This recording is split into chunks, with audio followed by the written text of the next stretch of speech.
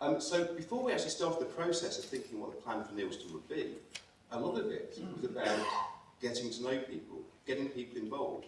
And there was such a strong support from the various community groups in Neilston to do that. We started doing things like, we had ribbons going around to every house and postcards with it, getting people to try and tie a ribbon to their favourite place, write a little message of Neilston. These are two of the little children who were doing that. And it was wonderful because these ribbons started appearing across Neilston. You didn't really know what they were unless you went to look at them, but something was happening.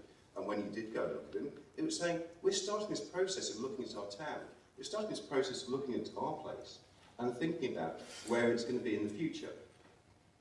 And it didn't just stop or start there. It really was about trying to make sure as many people knew that this was happening.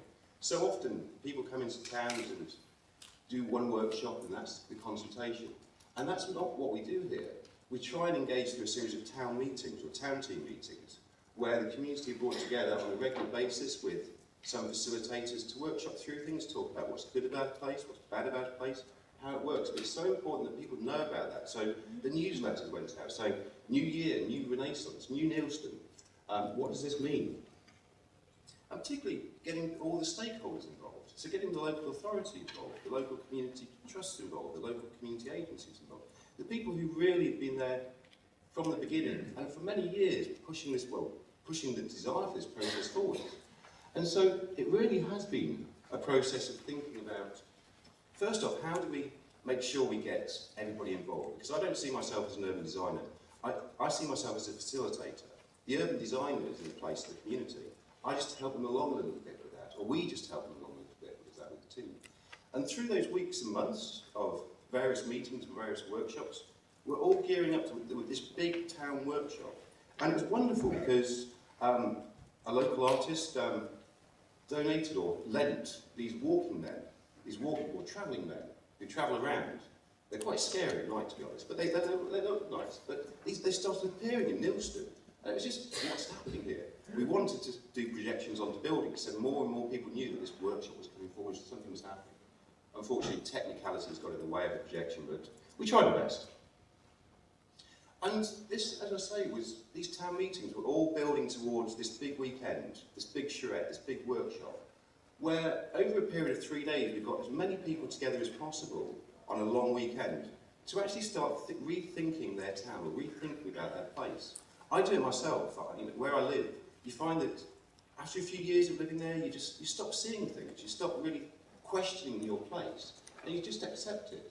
And it's amazing if you're challenged to say, re-look, rethink your place, how much more you see, how much more you come across. This is merely a photograph from inside the big mill, Coffin Mill in Neilston. It was wonderful that the owners allowed us to go in there and walk around and see what this mill was like inside. And most people have never been inside there unless they've worked there. So actually starting to rethink and re-look at the place. And it's not just about the usual suspects. So often you find that it's a discrete group of people who get together to do these workshops. But when we're actually working here, we've got to be thinking, if we're looking at a challenge or a vision for 25 years, it's not necessarily us. I think I'm now classified as one of the old people, so I can say it's not necessarily us it's for, it's for the next generation. You think about the projects you work on, they might take 25 years. I'm not sure how old these young ladies and gentlemen are, but let's say 6, for example. They'll be 31. They'll be the community of that period. And it's great to get them involved. It's wonderful. Their ideas are usually much more radical than anybody else's, but they're wonderful. They're wonderful. And I think they should be radical. So that whole process of bringing people together and getting people talking, getting people communicating, getting people to think about their place, maybe trying to do some capacity building and sort of get rid of all this jargon that all these kind of urban designers use, like enclosure, continuity, just start talking about what makes successful places. And during this weekend, this is where it really started to come together as a plan. We started doing a whole series of intensive workshops, looking at youth, looking at public space, looking at special places, history and heritage. People broke up into workshops.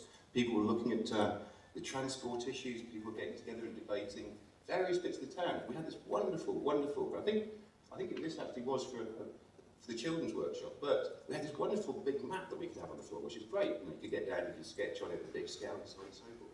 So it's a whole process of actually working together, but bringing together a series of like-minded facilitators, not urban designers, facilitators, who could sort of sit down there and talk about how the road systems could work, talk about how the green spaces could work, and try and take the ideas of the community and actually turn that into a charter. And as you can see, there's a lot of intense activity, putting together ideas and words on papers, objectives, setting the scene, and critically starting to formulate a plan for place. Only a very rough sketch at this stage, but this was produced just a table turned on edge, putting it forwards, and that really started to create the charter.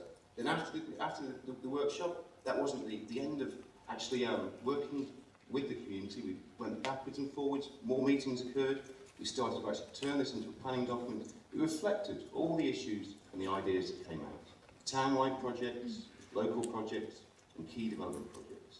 So it wasn't a process of just being there at one time, it's a process of working and actually producing the charter when we were there. And I think that's the wonderful thing about this process. It is the community's document, it's nobody else's.